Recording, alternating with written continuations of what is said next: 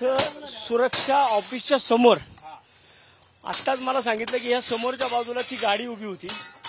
सुरक्षा कर्मचारी इथं 20 सुरक्षा कर्मचारी आहेत। जर 20 सुरक्षा कर्मचारी असून आमच्या एखाद्या बहिणीवरती जर बलात्कार होत असेल आणि सुरक्षा कर्मचारी जे इथं नसतील, सुरक्षा केबिन कशाला पाहिजे?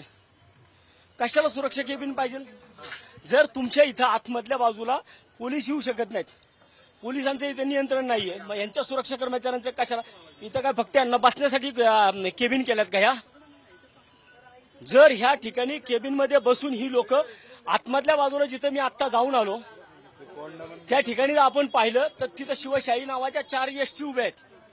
4 एसटींचं ह्या लोकांनी लॉजिंग केलंय।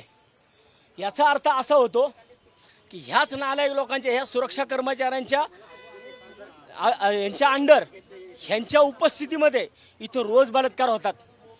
तुम्ही जाऊन जर स्वतः मीडियाने जर या सगळ्या गोष्टी पाहिल्या की ज्या एसटी मध्ये आता एवढ्या मोठ्या प्रमाणात कंडोम्स पडलेत, म्हणजे याचा अर्थ या संपूर्ण आगाराला कंपाऊंड आहे।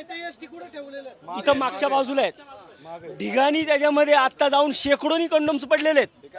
आम्ही आता तिथं जाऊन आलोय, म्हणजे याचा अर्थ हा एक प्रकार इथं घडला, इथं रोज होतोय, इथं रोज होतोय आणि ह्याच्यामध्ये ह्या लोकांचा हात आहे, ह्या कर्मचाऱ्यांचे हात आहेत त्याच्यामध्ये। हे सुरक्षा कर्मचारी काय करतात?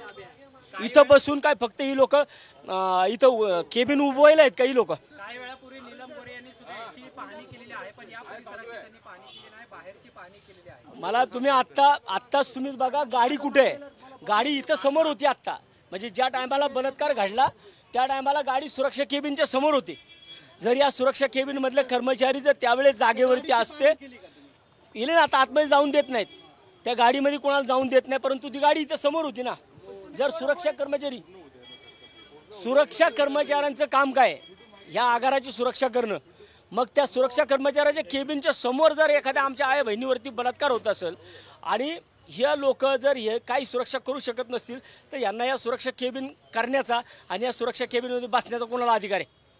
यांना इथं बसण्याचा अधिकार नाही। मी एक विषय नाही, आत्ताचा विषय हा झालेला गंभीर आहे, परंतु तुम्ही जर पलीकडच्या बाजूला गेलात आणि पलीकडच्या बाजूला जाऊन तुम्ही बघा त्या 4 शिवशाहीच्या गाड्या दाखवा, ज्या शिवशाहीच्या गाड्यांमध्ये अक्षरशः बेडशीट, रग, महिला भगिनींच्या तुम्ही दाखवू शकता सगळ्यांना 100%। चला आपल्यासोबत वसंत मोरे होते, त्यांनी याची सुरक्षा केबिन तोडले मी आता, कारण आजच्या ह्या सगळ्या विषयामध्ये कारणीभूत कोण असेल तर सुरक्षा कर्मचारी आहेत। कारण सुरक्षा कर्मचाऱ्यांनी आता इथं थांबणं, 20 सुरक्षा कर्मचारी त्यांनी सांगितले, मग 20 सुरक्षा कर्मचाऱ्यांच्या मधील जर त्या सुरक्षा कर्मचाऱ्यांच्या केबिनच्या समोर एका भगिनीवरती बलात्कार होत असेल तर ह्या नालायकांना इथं बसायचा अधिकार नाहीये। काल ही घटना घडलेली आहे, आगार प्रमुखांना आज सकाळपर्यंत ही घटना माहिती नव्हती असं त्यांचं म्हणणं आहे। मी पण ते आता तुमच्याच माध्यमातून ऐकलंय, म्हणजे हा प्रत्यक्षात प्रकार इतका संतापजनक आहे, म्हणून म्हणतो 100% सुरक्षा कर्मचारी याच्यामध्ये सहभागी असणार आहेत।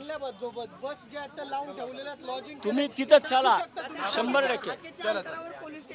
एसीपी ऑफिस आहे, तुम्ही एसटी बघा त्या समोर। जर बघितलं तर महिला ज्या आहेत त्या आक्रमक झालेली या ठिकाणी आपल्याला पाहायला मिळतात। देश विदेशातील प्रत्येक घडामोडींचे लाईव्ह अपडेट मिळवण्यासाठी आता साम टीव्हीच्या सर्व सोशल मीडिया प्लॅटफॉर्मला लाईक, फॉलो आणि सबस्क्राईब करा। तसंच सर्व नोटिफिकेशनसाठी बेल आयकॉन प्रेस करायला विसरू नका।